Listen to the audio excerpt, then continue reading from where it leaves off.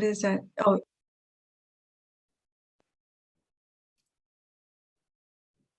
right. Do you think we'll have any furry visitors during this, Miri? My furry visitor? Yeah. I haven't seen them in so long. I know. One can never tell. My old friends. Yes, definitely. Still around with new faces added.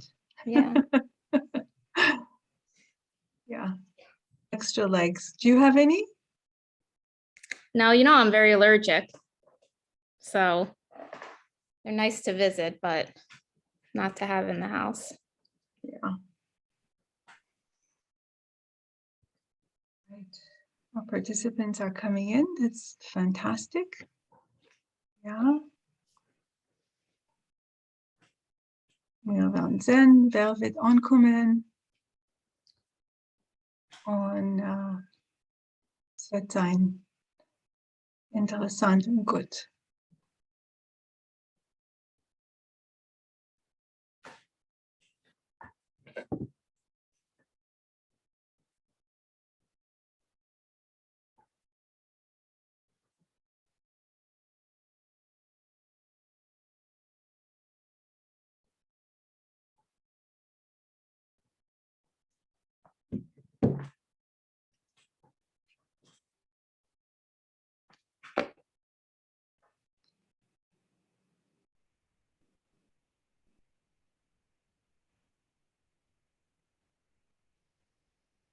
Ja.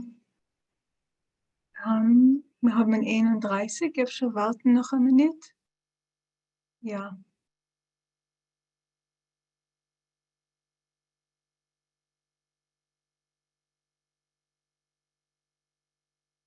Even bis es kommt zu 50. Was tracht ihr, ja? That's fine. Yeah, that's fine. Ja. If it happens. Ja. Ich wollte gewinnen enttäuscht, euch nicht, weil ihr sich schon geschrieben etwas? Ah. Hast du gesehen, Stefanie? Ja.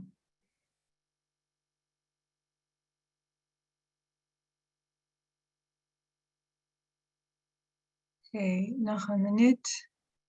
For those of you who are joining us, we're going to start in a moment.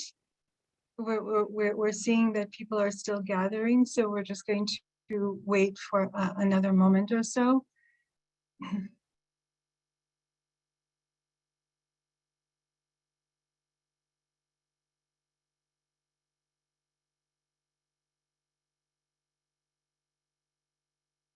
I welcome everyone. In the meantime, you are invited to share your location with us. Let us know where you're joining us from. You can type it in to the chat if you like.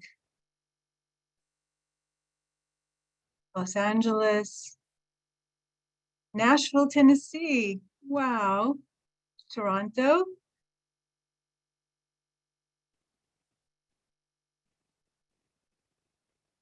Raleigh, North Carolina. Scott Davis, hello.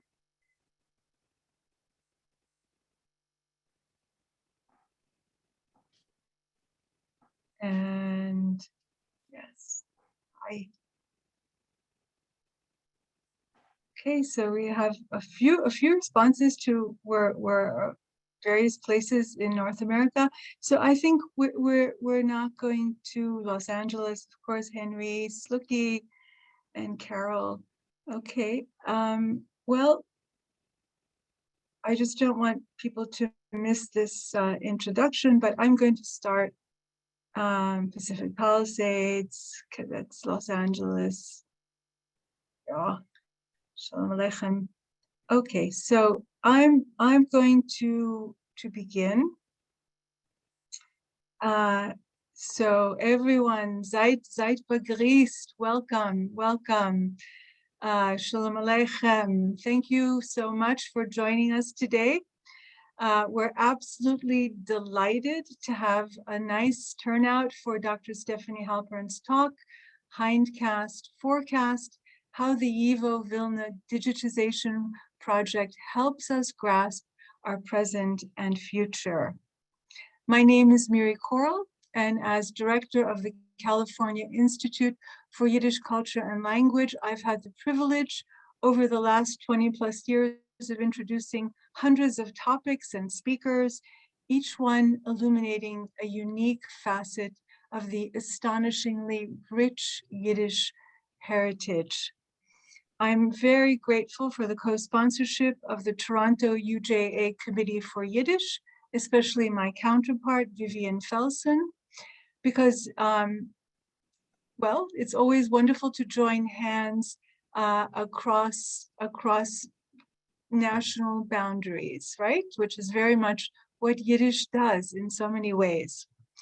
Locally, I want to thank Der Nister, Los Angeles, for being our Zoom webinar host today, and Zachary Golden in particular, who is behind the scenes technical director. And we're pleased to have you joining us from many places across North America. So feel free again to type into the chat where you're joining us from. And I'd also like to give a shout out to my UCLA Yiddish film class students who I hope are in the audience today. None of this would be possible without the support of California Yiddish Institute donors and members. And I thank all those who've given your support. And we continue our programming. So look for an announcement soon. Mendy Kahan, the director of Young Yiddish, will join us from Israel for a look at the vicissitudes of promoting Yiddish in Israel. So I feel really privileged to be able to introduce Dr. Stefanie Halpern today. Stefanie Halpern is director of the archives at the YIVO Institute for Jewish Research, where she has worked since 2016. She received her PhD from the Department of Jewish Literature at the Jewish Theological Seminary and has a master's in archival studies from Clayton State University. Stefanie has published on Yiddish and Jewish theater and performance, has a regular column about artifacts from the YIVO Archives in the UK-based journal Jewish Renaissance, and was the assistant curator of the much lauded exhibition From the Bowery to Broadway, New York's Yiddish Theater, which was held at the Museum of the City of New York, and really illuminated, highlighted this extraordinary aspect, contribution to New York City's cultural scene. Stefanie is an archivist, from finding ways to preserve yellowed, crumbling manuscripts to rooting around in boxes in dusty storage rooms to applying the latest technological tools.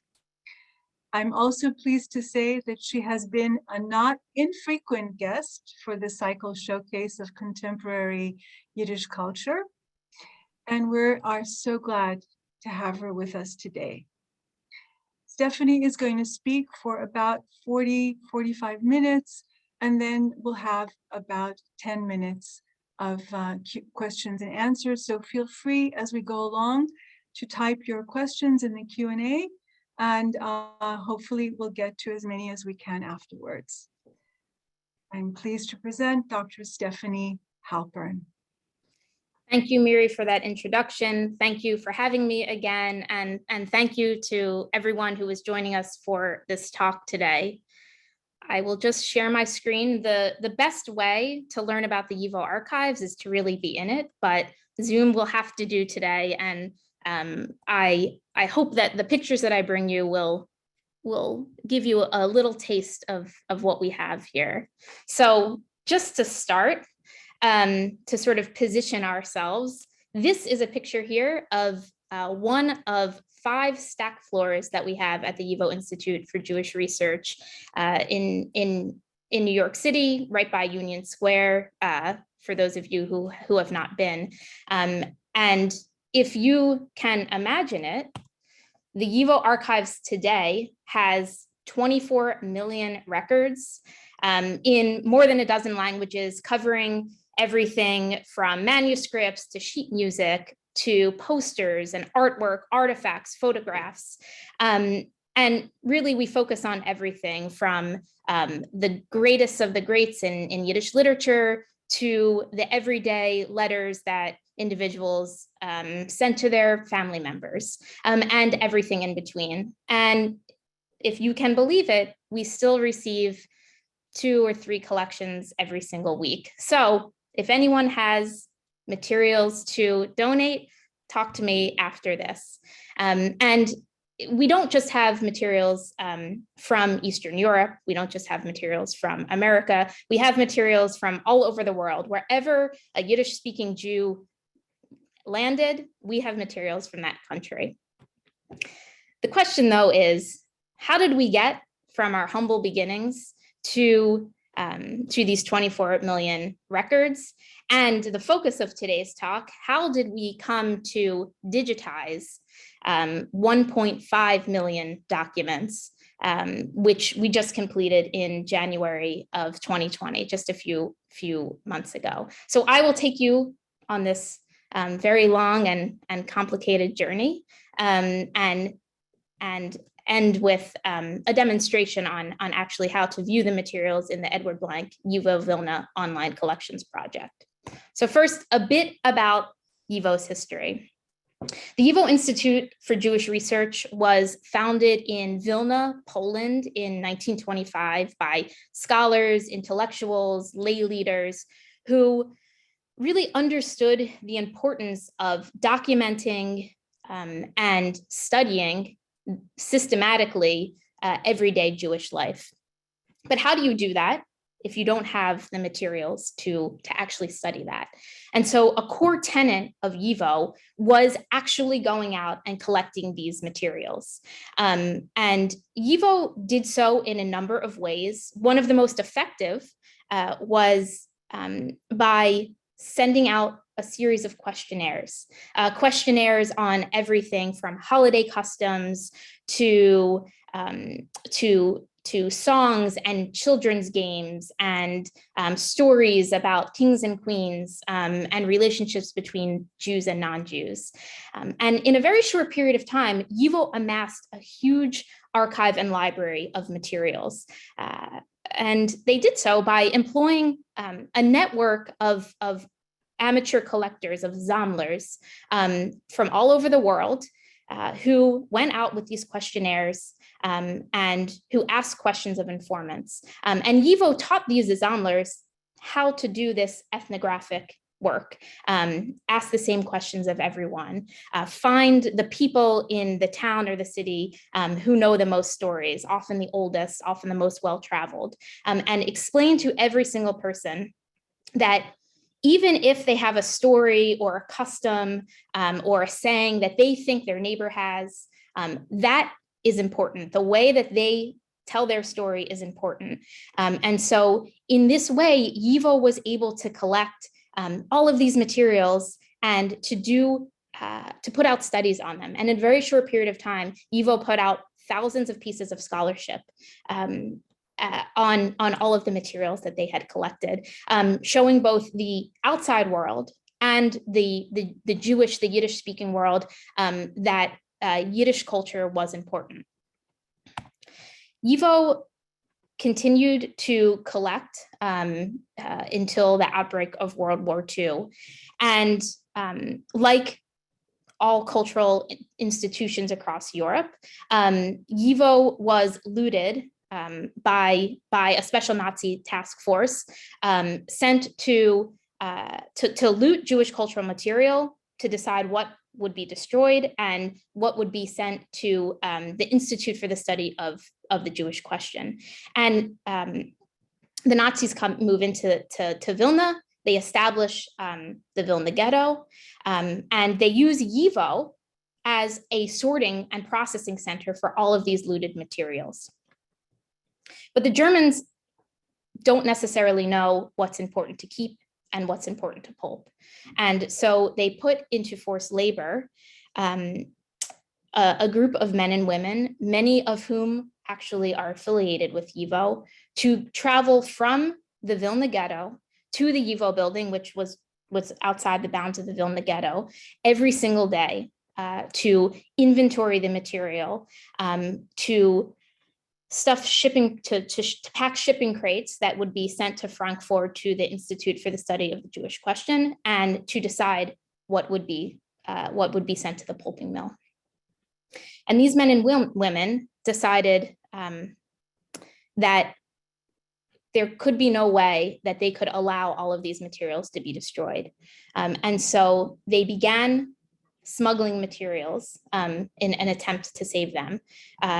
Some members put extra materials in these shipping crates bound for Frankfurt in the hope that no one would know what was in it anyway, that these materials would be saved after the war. And other members began smuggling materials on their person out of the YIVO building and into the Vilna ghetto, and burying these materials in bunkers around the city. Now, these group of men and women were called the Paper Brigade, and it was not necessarily a flattering term. Smuggling was happening in the ghettos, but it was food, it was arms. People thought smuggling paper, smuggling books and documents, what was the point of that? These members of the Paper Brigade really believed that if they could save these the cultural treasures, even if Jewish lives were destroyed, Jewish history still would remain. To complicate matters a tiny bit, the YIVO in 1939, Max Weinreich, one of the founders of YIVO, was out of Poland at the time at a linguistics conference. And he was told, do not come back to Poland, go to America. And he went to America, and he went to the American branch of YIVO. YIVO had branches all over the world at that point. And they were able to move the headquarters, the headquarters from Vilna to New York in 1940. So just keep that in mind for the next bit of our story here. The war ends, and the question is, what has happened to these materials? And a large portion of materials that had been sent by the Paper Brigade to Frankfurt was found. And some of you may know the Monuments Men. They open these crates and they see that there is YIVO material. Of course, it's not so simple as that, but eventually YIVO in New York learns of the existence of these crates of materials. And Max Weinreich works for several years to prove that YIVO in New York is the successor to YIVO in Vilna, and is able to prove to the United States government that these materials, their rightful home is now in YIVO in New York. And in 1947, these crates, which amounted to over 1 million pages of documents and thousands of volumes of books, are repatriated to New York in 1947. And you see here this picture of what these shipping crates look like. And in fact, at the time, YIVO did not have a place for these materials to go, and so the Manischewitz brothers allowed YIVO for a time to keep these crates in their warehouse in New Jersey until YIVO was able to go through these materials and sort them and bring them to the YIVO building. In addition to that, there were 13 days after the liberation of the city, two of the surviving members of the paper brigade, the poets Avram Sutzkever and Shmerka Kaczerginski, who survived the war, they go into the Vilna ghetto, and they actually go into these bunkers where YIVO materials had been hidden by the paper brigade, and they dig up these materials with the intent of creating a Jewish museum in Vilna, now under Soviet rule. It becomes very apparent very quickly to Sutzkever and Kaczerginski that the Soviets have no real interest in Jewish culture. And when it is clear that these materials will start to be destroyed once again by the Soviets, Sutzkever and Kaczerginski begin moving these materials that had been saved in the Vilna ghetto in these bunkers to various places. And many of them are hand delivered to YIVO in New York City. So for many, many years, YIVO thought that those million or so documents from the Offenbach archival depot and those from the bunkers in the Vilna ghetto were all that we had here, until the fall of the Soviet Union, when it came to light that a large, about 250,000 pages of documents were actually hidden in the Book Palace, which was in a church in Vilnius. You can see here that these materials had been hidden by a Lithuanian librarian, Antanas Ulpis, and that he and anyone else who worked with him had kept this a secret for all of these years, from the 1940s and until the late 80s. And YIVO traveled to Vilnius on many occasions in an attempt to try to get the materials back, which they were unsuccessful in doing, and then in perhaps an attempt to get photocopies of these materials, which they were also largely unsuccessful in doing. And for decades thereafter, YIVO knew that these materials were there and knew that they had very little access to them in Vilnius. And then in 2013, it was decided that we were going to put aside questions of ownership, right? Who these materials belong to. The Lithuanians believed that they were Lithuanian cultural treasures. YIVO knew that they had been collected by us before the war. Questions of ownership were going to be put aside, and we were going to start a large-scale digitization project to, if we couldn't recover the physical materials, to at least recover digital copies of them. And the Edward Blank YIVO Vilna online collections project was born. And before I go into the details of that project, I will just say that in 2016, and then again in 2017, additional materials were discovered at the Wróblewski Library of the Lithuanian Academy of Sciences, and also at the National Library of Lithuania. So by 2017, YIVO was in partnership with three Lithuanian institutions, all of whom had these YIVO materials since World War II. So the project, which was a 7-year, $7 million endeavor, in the end digitized over 1,000 linear feet of archival material, about 1.5 million pages of documents, and 12,000 volumes of books, all of which are now fully discoverable and accessible online in the form that we have them in their archival boxes. And what is really unique about this project is that YIVO has documents that for decades were missing a page or two. And in many instances, those pages have been located in one of our 3 Lithuanian partner institutions. And so for the first time, you can actually access those missing pages. Just a quick highlight of some of the materials in the collection to sort of whet your appetite to do some discovery on your own after this. But we have a large collection digitized of the first materials that YIVO collected. Those materials we collected via the forms of questionnaires, stories, folk tales, songs on anything you can think of: love, death, drinking, and a personal favorite of mine, a story with a bear, about a rabbi and his wife who have 3 children.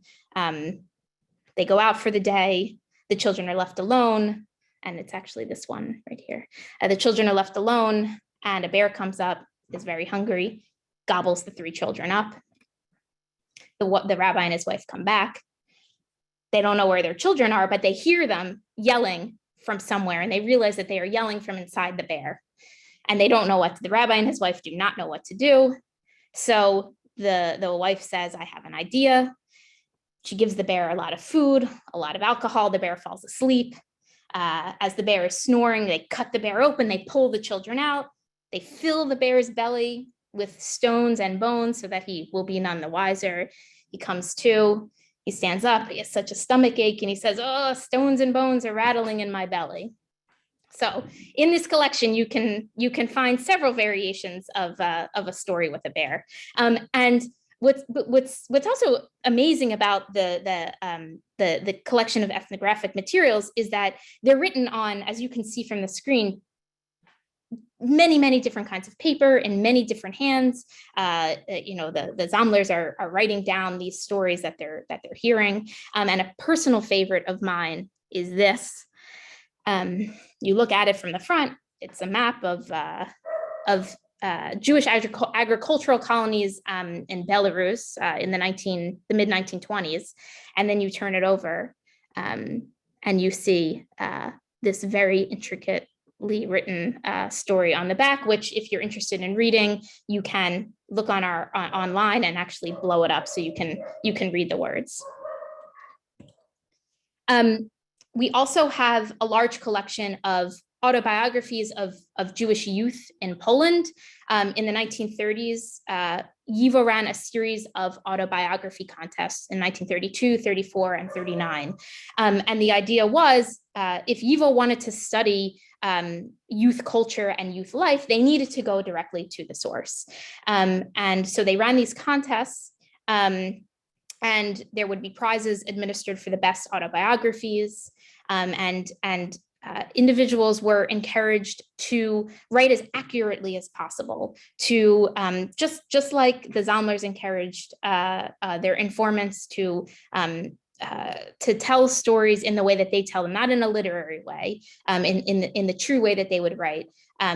These youth were asked to do the same, and over 600 entries were received over the course of these 3 autobiographies. Part of the prize was having your autobiography printed in the newspaper.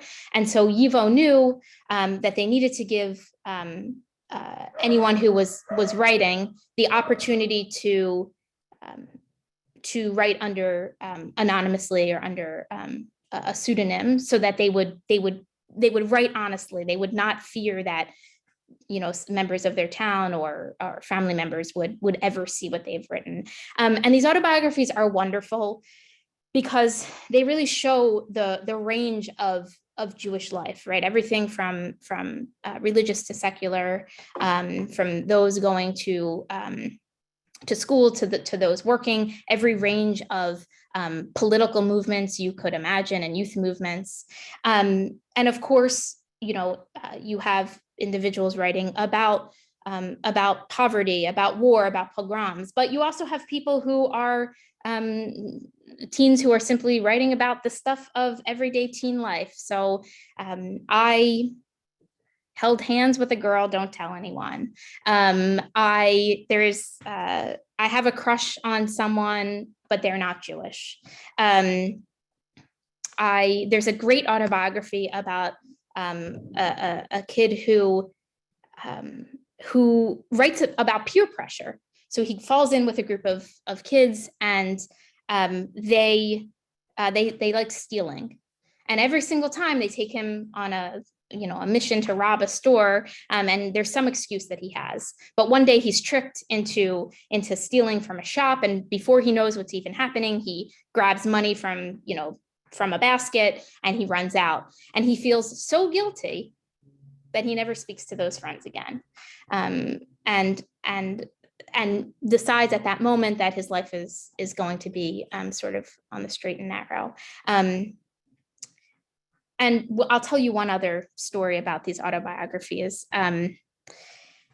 There's one of the teens writes in her first lines, "I have nothing interesting to say, but I'm going to write down everything about my life anyway." And she starts by saying, before she was even born, her parents attempted to get divorced twice, but they were unsuccessful.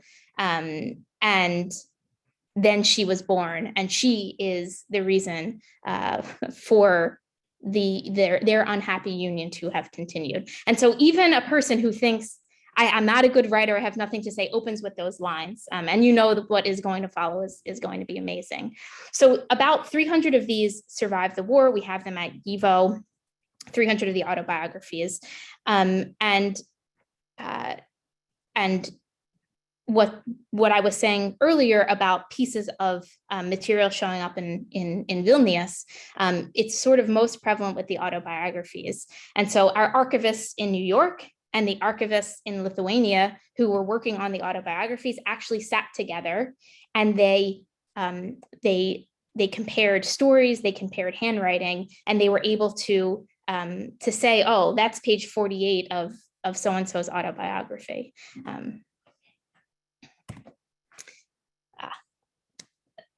Other amazing collections that I love are those about health. We have an amazing collection from Tzemach Shabbat, who was a doctor, of thousands and thousands of medical records, if anyone out there is interested in medical history. But we also have the records of OZEH, the Society for the Protection of the Health and Welfare of the Jews. They put out a lot of manuals, lectures, flyers, pamphlets about how to stay healthy.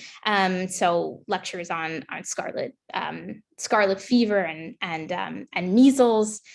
We have an amazing poster on something very health related, the good effects of hypnotism.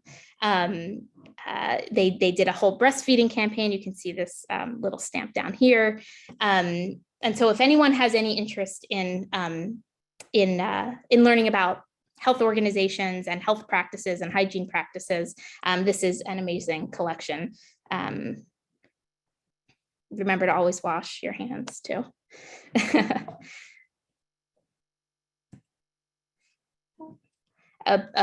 Collections that are particularly close to my heart are those on theater and music.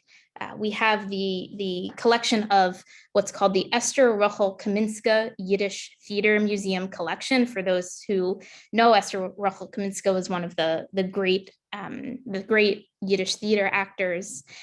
And in 1926, a collection was begun in her name, and it includes thousands and thousands of playbills, of scripts, of posters, amazing theater posters, about 2,000 of them from this collection, which are available online. And what is really interesting about the Esther Rochel Kaminska Yiddish Theater Museum collection is that theaters from all over the world are sending their materials to Vilna. From 1926 into the late 1930s. And so this is sort of the most comprehensive snapshot of the global, a global view of Yiddish theater. And so what I've done for you here is actually, these are all pieces from the Kishifmacherin, Baba Yachna, as it's sometimes called, by Abraham Goldfaden. And so in this one collection, and this is only a portion of what we have on this play, but in this one collection, you can see playbills from Brazil, from Poland, from America. And this right here is the handwritten score of that operetta. We have about 700 handwritten scores. And so our colleagues at the Volksbühne actually used these collections to recreate the score and libretto of the Kishifmacherin, and they performed that several years ago, but pre-pandemic times. And so this is a collection for music scholars, for musicologists, and for performers as well. If you want to discover the great Yiddish, the great unknown Yiddish operetta, this is the place to go. And in our collection, you can find the music and the libretto. Personal favorite of mine, materials from the Yiddish school systems in Eastern Europe. These are all notebooks from Zisho. And, you know, what's so amazing about this, and I think something that is oftentimes a revelation for individuals, is that you have secular subjects being taught in Yiddish, but this was the goal of these school systems. And so you have things like botany and science and math and history, not just Jewish history, all contained in these notebooks. The botany ones are my favorite. These beautiful drawings here of a fern. But we have anatomy notebooks, and of course, I mean, I've chosen the very visually beautiful, but we also have the actual records of these schools too. And so anyone who's interested in learning about the inner workings of these school systems and the ideology behind a lot of what they're doing, these are the collections to go to.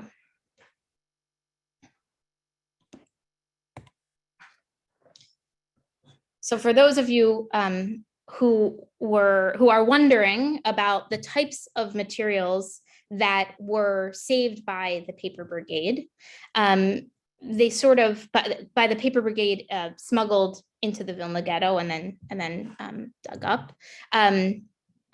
They fall into two categories.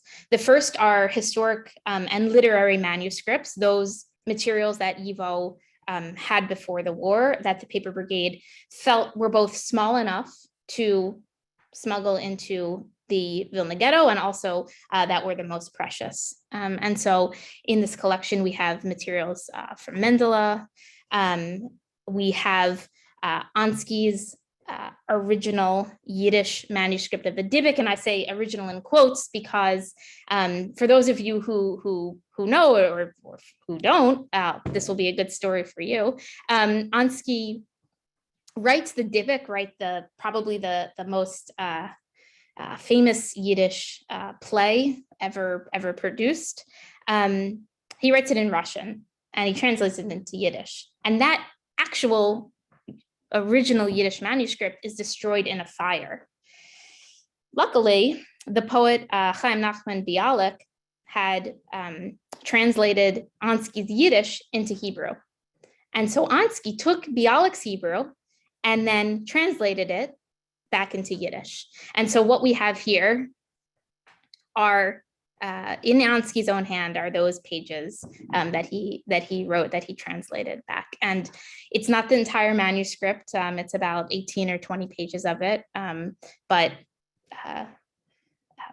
able to be seen online. And take note, it's particularly easy to see here. Just take note of how damaged it looks, because we will talk about how we deal with that. And this here in the middle are a few pages of the diary written by Theodor Herzl from 1882 to 1884, before Herzl is Herzl in sort of the world world's eyes. And this is a diary of books that he's reading, and you can sort of see in this diary thoughts are sort of coming together about the need for a Jewish state here. So any Herzl enthusiasts, this diary is for you. And then we have many documents that the paper brigade were actually collecting in the Vilna ghetto, and burying in these bunkers in sort of a very YIVO way of collecting these materials. And so we have many issues of the Ghetto Yedias documenting goings on in the ghetto each day. Particularly moving to read for YIVO people today are the reports from the Einsatzstab Rosenberg, the Nazi task force that is looting these YIVO materials. And so reports by the staff, again, many of whom are YIVO people, having to write about the inventorying and the shredding, the destruction of those materials that they have spent so many years collecting and saving. Various ordinances by the Judenrat, by the police inspectors, and then something from the statistics department in the ghetto. And you see out of all of this sort of destruction and despair, the library, the ghetto library being used. And so we have many charts documenting the number and the types of books that are in the ghetto library, and the number of individuals who are using these materials. So over 45,000 books contained in the ghetto library in 1941. Just a very small sampling of the 1.5 million pages in this collection. And to be honest, it was difficult to choose ones to show. So the process, because you don't just take 1.5 million pages and take a picture of them and put them online.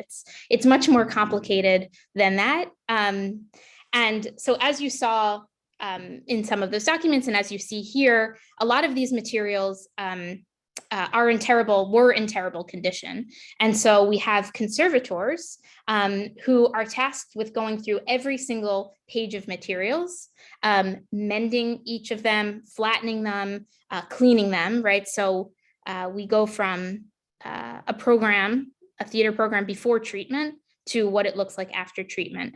And it was very, I'll show you, this is a poster which was in quite terrible condition, and then mended to the best that we could. And it became very apparent very early on that it would not be possible, right, to take this poster and make it whole. And so we decided that what was important was making sure that all of as much information on a document as possible was visible. And we know that a lot of these materials are so fragile that they're not going to last very long. A lot of them are made on wood pulp paper, old newspaper type paper. For those of you who have picked up an old newspaper, it crumbles in your hands. We knew that we could be the last people touching these materials. And so it was important to us to conserve them enough so that the photograph we take of them could be as true a representation of these materials as possible. So everything goes through conservation, and then everything is sent to our processing archivists who put the materials in order, describe everything, and create what is called a finding aid, which I will show you how to look at and to navigate. And then only after everything is ordered and described do the materials go to our digital lab. YIVO has an in-house digital lab with three setups that look just like this: a camera mounted on an overhead setup attached to a computer, and we are able to capture 400,000 digital images each year. And it's not just taking a picture. First, you take the photo and it shows up on the screen. And then the image goes through a series of cropping and post-production to make sure everything is even, to make sure that, that the image can actually be seen on the screen. And then every image goes through quality control. Quality control is taking the physical material and checking it against the digital image. So everything is looked at least twice to make sure that it's as accurate a representation as possible. Then the images go through what's called ingest, or being linked to the finding aid so that they are actually able to be used online. And then, just to be sure that we've done it right, all of the images then go through what we call quality control, which is going to the finding aid and making sure that when you open a folder that says theater programs, that's actually what you have inside of there. This is very technical. I have it here for those of you who are interested, but we don't just digitize for access, right? For the ability for individuals to see everything online. We also digitize for preservation, because remember, these materials are in bad, physical condition, and we want to make sure that these digital files last forever, or as long as forever is. And so we make sure that we have 3 backups of these images in case one of our backups fails. We're able to, we have 2 others. These backups go through a series of checksums, right, to make sure that the digital material is not corrupted in any way, right? Just like paper materials break down, digital materials can break down as well. And so we want to make sure that that doesn't happen over time. If anyone is interested in more of the details, I can go into this later, but in the something that I always get asked is, do you have all of this material in the cloud? And the answer is yes, we do, but we use cloud backup only as the 3rd tier. We have hardline backup that's backed up daily of all of our server files to make sure, right? You want to have your backups of your digital images in hardline and in cloud storage, and also in geographic locations that are not in your building. So we have a server in our building, we have a server that is not in our building in the event that there's a flood and the server happens, or some kind of natural disaster, or some kind of man-made disaster. And so you really want to vary that. For anyone who is interested in, in preserving their own digital materials, this is sort of the future of archiving now, where we have to be worried about the physical materials and also the digital files. And then all of our materials are discoverable via a search layer called Primo, which I will show you how to use. You're able to then search them in what's called a finding aid. And you see down here, all of the digital images are available online for viewing, for download, for printing. We don't have any checks on that. We don't require any passwords. It's free for everyone to use, and we encourage you to do so. And we also make these materials available across multiple content aggregators, so that as many people as possible can access them. So because I know that using an online system like this is new to many people, I would like to just go through quickly how to do a search, how to access these materials, And then I will say we have many written and also visual guides on how to do this on our YIVO website. And I am happy to share with Zach and Miri so that perhaps you can send that out to everyone in attendance, because this little demonstration may not be enough for some people I know. So let me just share my screen here. This is the Vilna Collections website where all of the digital images can be accessed through. So you'll want to go to vilnacollections.yivo.org, and it brings you to this homepage. For those of you who maybe aren't interested in the materials, but just in the story, this website gives a lot more information about the project, some featured artifacts. So it's a nice thing to browse if you just want to learn more. We have, for those of you who are interested in the range of collections, you can go to Browse the Collections, and we have a list with direct links to the finding aid of every single collection that we digitize as part of the Vilna Collections project. This is best for maybe if you already know, oh, I want to see the pogrom material in the Cherikova archive. You can directly link to that. But for those of you who maybe just want to do some exploring, you want to use this search bar here, and we'll use theater as the search term. What's great about this search is that it searches across both archival documents, the archival collections, and also the books that are digitized as part of this project. And so you see there are 40 results for collections or books that have the term theater.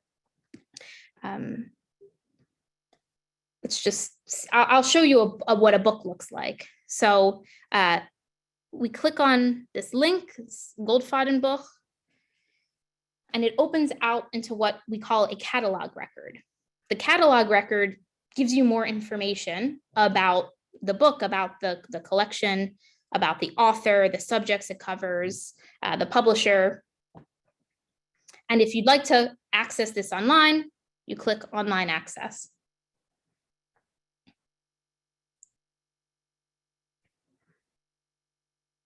And you can see on your screen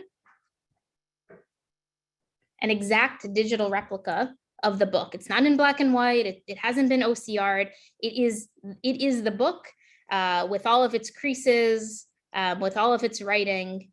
And you can read that on your screen. You can enlarge it if necessary. And remember, you can also download and save, or you can print if you'd like. Let's go to the Esther Rachel Kaminsky Yiddish Theater Museum collection to see what it looks like to use an archival document. So again, it opens into the catalog record, and you can click Online Access. This time, it's going to open into what we call the finding aid. Now, the finding aid is what orients you, what the collection has in it, the scope and content, a historical note about the creation of the collection, about the individuals who made the collection. And then on the side here, these links to the actual materials themselves.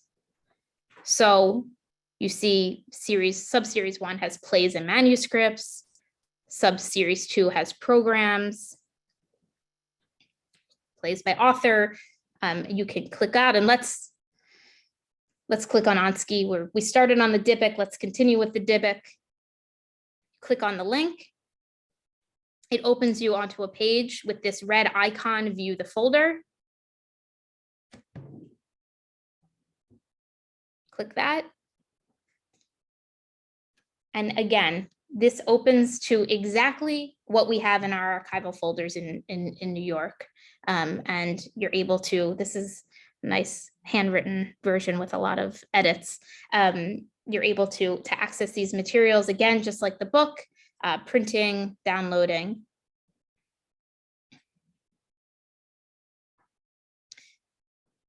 A quick demonstration, but one that I hope gets you going a little bit.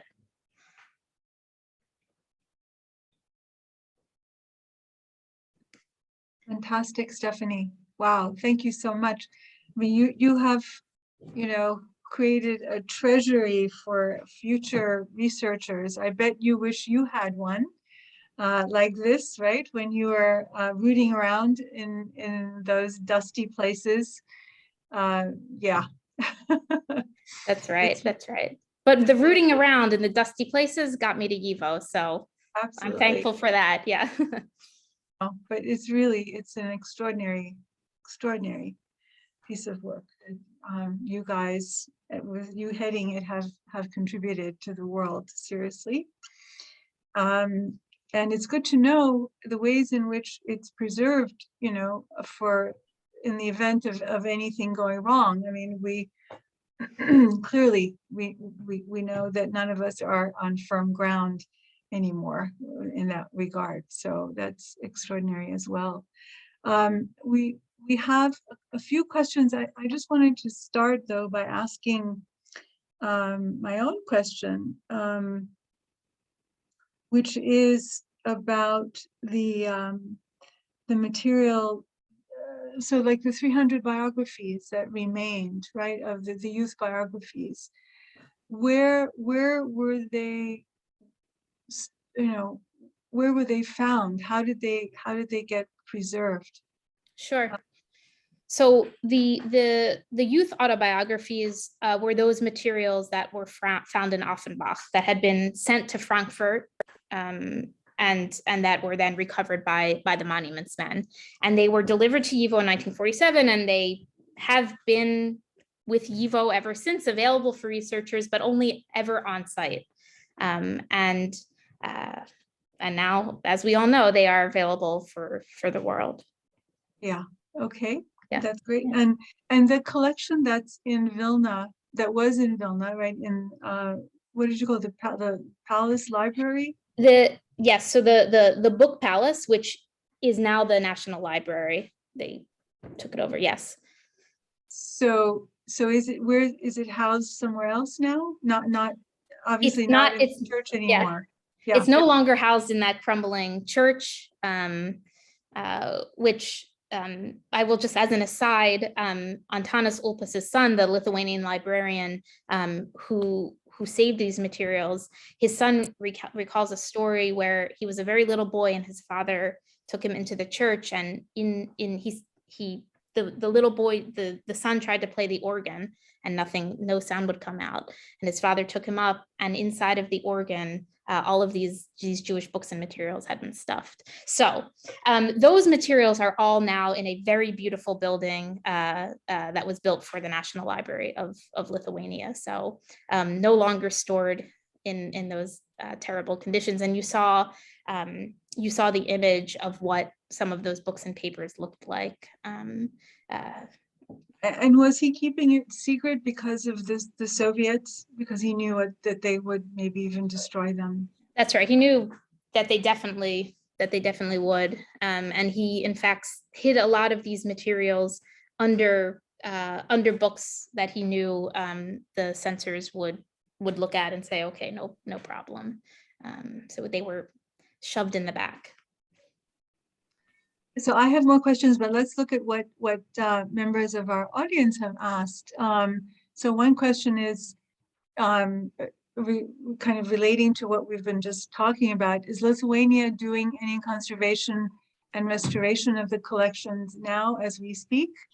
Not as we speak, no. They had been doing them over the past 7 years along with us. YIVO funded that endeavor. The conservation and the processing of these materials, and then the digitization. And so everything that is in Lithuania was part of this project. And so our colleagues there did a wonderful job at helping to preserve these materials. Yeah. So did they have all the setups that you got, like the camera setups and everything? Did they do that way? They have similar setups, different. They have a lot of flatbed setups, book scanners. Yeah. So someone asked a question about translation of any of these materials. So have any of these materials been translated, and how do you decide what to translate, or does YIVO decide what to translate? I will say that that as an archival institution, our main, I will say in the archives, our main focus is preservation and access to the original materials. And so the YIVO archivists simply don't have the time to translate these materials. However, we have other programs and initiatives that do help those who may not know Yiddish or any of the other 12 languages that these materials are in, to access them through public programs. We have the YIVO Online Museum, which has a small sort of fragment, not of the Vilna materials necessarily, but of YIVO materials that have been translated. And of course, there are books that have been published by outside scholars. The youth autobiographies, actually, there's a good number of them that have been translated for anyone who is interested. But know that all of our finding aids are in English. And so that hopefully is a layer that will not bar entry into the collection. And many of our materials are visual. So photographs, thousands and thousands of photographs. And so you definitely don't need a language, to access those. And if you're interested in images of pre-war Yiddish life, pre-war Jewish life, the Lithuanian Jewish Communities collection has amazing photographs that are available. Thank you.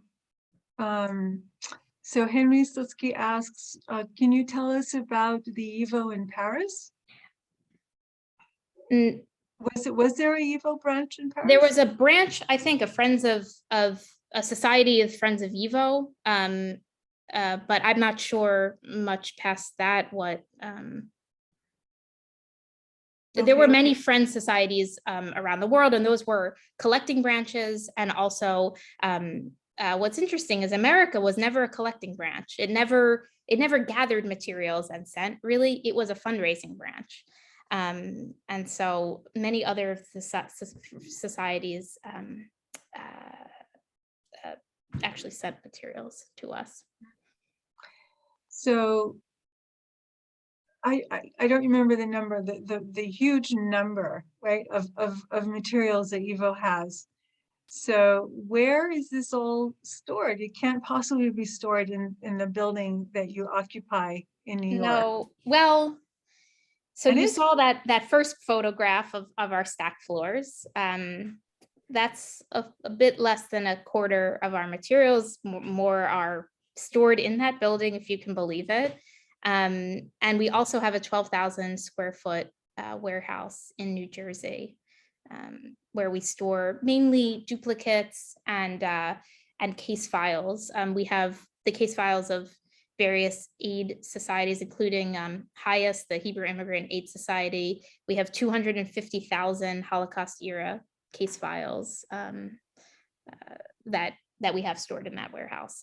So it's space, especially in New York, always an issue. And so we're always looking. It's like a puzzle to find where a box will fit, where a new collection will fit in. But at YIVO, we always find space. Okay. So Miriam Bachrach, I think we responded to your questions, but is all the material that was in Vilna now digitized and merged? All of the material that we knew about during the course of the project. And what's amazing about this project is that more material is being discovered. And so we already have partnerships with our Lithuanian colleagues to continue this project as new materials come to light. And we will continue to add them to the collection. But the short answer is yes, anything that had been initially earmarked to be part of the project has been digitized. And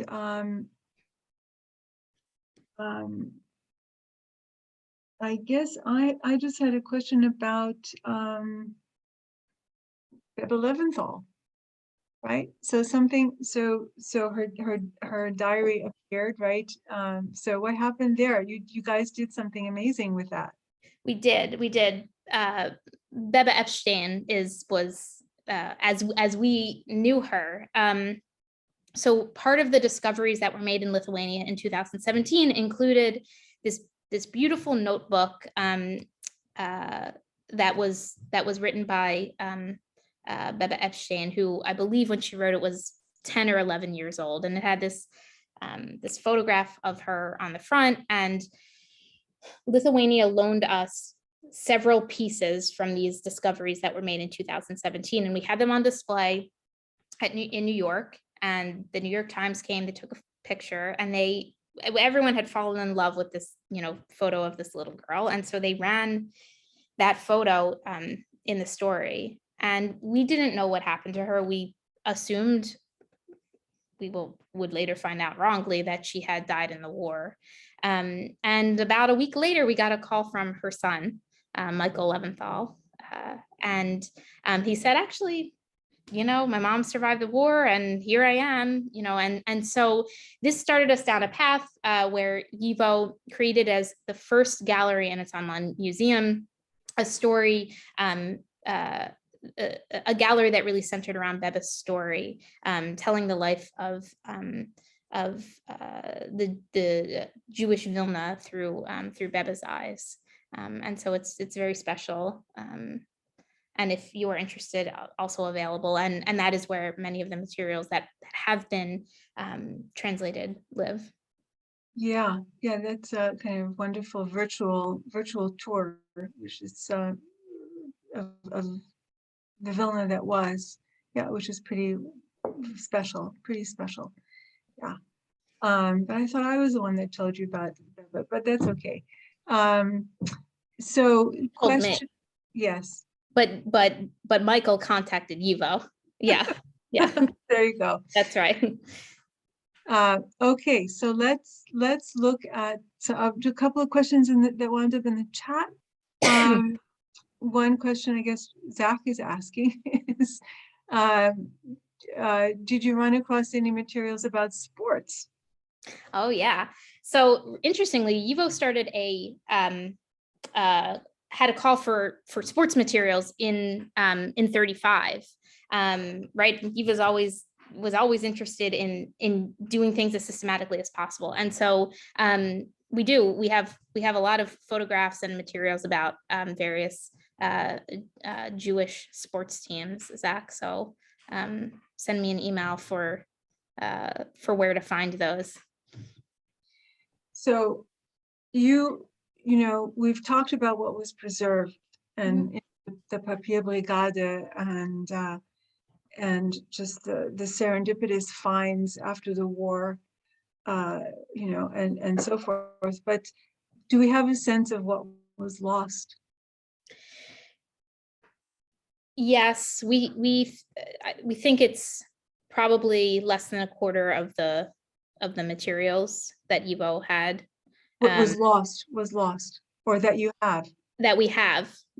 It's hard to estimate because we don't have full listings of what was in the collections. We don't have any things that exist in terms of donations. We in large measure have had to piece together sort of through the YIVO Yedias, the regular newsletter that went out, which documented all of the donations, everything that the Zomblers were sending in, but with no numbers necessarily. At that point during the war, only a small fraction of the tens of thousands of books that YIVO had in the library had actually been cataloged. And so it is difficult. It's difficult to say how much was lost, but a great amount. Yeah. Wow. So you may only have, even with all of this material you have, it might only be 1/4. Yeah, I know that's the tragedy, but we have to focus on what we do have, I guess, which is amazing. And Philip Kuttner asks a great question, which is, do you work with the Yiddish Book Center, the Holocaust Museum, the Israeli archives, Israel archives. So as not to duplicate, do you do anything like that, or you share materials? Yes, so don't forget, YIVO has been around now for almost 100 years, far longer than some of these Others. amazing institutions that we do work with. The Yiddish Book Center's main focus is of course on books, and we actually will send a lot of our have sent duplicate books there because they have the capacity to handle and to deal with them, and their online resources in terms of the books that are digitized is amazing. I use it a lot. And the Holocaust material, we have provided many collections, many copies of collections to them. I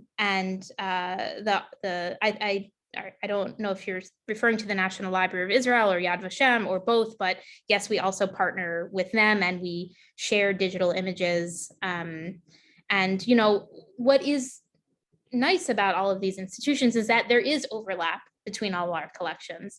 And so if you can't find something at YIVO, you can probably find it at one of these other institutions or vice versa. And so, you know, there's no reason ever to be in competition with our colleagues. The materials should go where they can best be cared for, and where there are the resources to make them accessible. And so we try to partner with them in those ways. And of course, we do programming with all of these institutions as well to share our knowledge and to share talks about our collections. Yeah. Well, I hope this talk will be, you know, we're going to have this on our website. Zach is going to have it. Toronto will have it. You know, so hopefully many people will be able to tune in and learn more about this amazing collection and how you can access it. There was one last question from Jerome Hellman, which is, you know, in terms of what you are collecting, because you said people are always, you know, sending you stuff, but do you want like photocopies of letters? Can you handle those versus the originals that might be relevant to people listening? Sure, it's a really great question. The answer, though of course it varies case by case, is that we're in the business of preserving originals, and so photocopies are generally not accepted. If there are photocopies of things in a collection, we ask donors oftentimes not to include those. But if you have any interest in donating, please contact us directly, and because I don't want to say no, and then because like I said, on a case-by-case basis, if there's something. So who should they So just I'm going to type it because in. it's easy, Mhm. I will put it in the chat. Yeah. You can contact our reference services, reference@yivo.org. Whatever email you send to that mailbox, that will go, it will eventually, not eventually, within a few days, we'll get to the right person, whether that's me or our archivist who deals directly with donations.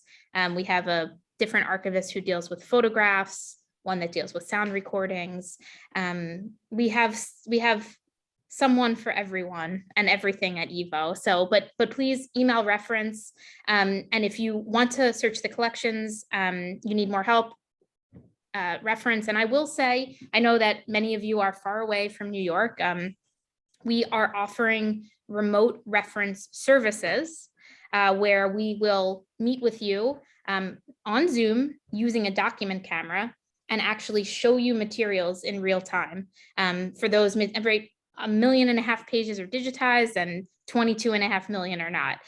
So for those materials that are not, and we will actually take a certain number of free reference images for you that we're happy to send. So if you have any needs, email reference@yivo.org. Yeah, so this brings me to the last question. So what big project do you have next? Now that you Now that you there's took a few months to rest, right? there's no rest. We didn't rest, actually, Miri. We just completed the Just kidding. digitization of the Chaim Grada and Ina Grada collection. So not quite as large as Vilna, about 105 or so thousand pages of manuscripts and letters and photographs from Chaim and Ina Grada. We own that collection. We own that estate. Ina Grada died and there was no will, and YIVO, along with the National Library of Israel, said, well, these materials can't be thrown away. And so we purchased that. That's now online. We are in the process of digitizing the collection of Nachman Blumenthal, who was a survivor historian, and he did a lot of the early work on perpetrators of war crimes. His wife and young son were both turned in by members of the Blue Police, the Polish collaborating police, and were murdered. They were trying to pass as not Jewish, and Blumenthal, after the war, he survived the war in the Soviet Union, immediately went and found the member of the Blue Police who turned his wife and son in and interviewed him. And that was sort of set him down a path. And we, in this collection, are about 20,000 dictionary cards. He had been creating a dictionary of words and meanings that were perverted during the war, that the Nazis used as euphemisms, Nazi doublespeak. And then our biggest project that we are working on is the digitization of the 3.5 million pages that make up the Bund archives at YIVO, which includes materials that the Jewish Labor Bund collected about themselves, starting in 1899, and those that they collected about Jewish political and labor movements all over the world. So YIVO acquired this collection from the Bund archives in 1992, and that is the next, we're about whatever, 7 months, 5 months in, 6 months in to that project. And so that will be, talk to me in 7 more years. but I will just say that the Vilna project was the first project of its scale that YIVO had ever done. And now we know what we're doing. And so we can do 3.5 million pages, hopefully in the same amount of time that we did 1.5 million. Stefanie, thank you so much for your dedication, honestly, for recognizing the importance of the research and the preservation of these materials for future generations, and also for the clarity with which you gave this comprehensive talk to us all. So thank you so much for being with us today, and thank everyone for joining us today. And yeah, we're getting some lovely responses in the chat. I hope you see them. I do. Thank you everyone for tuning in. And many more people will be watching the recording, so that's great too. The more people know about this work, the better. Yeah. Thank you. And for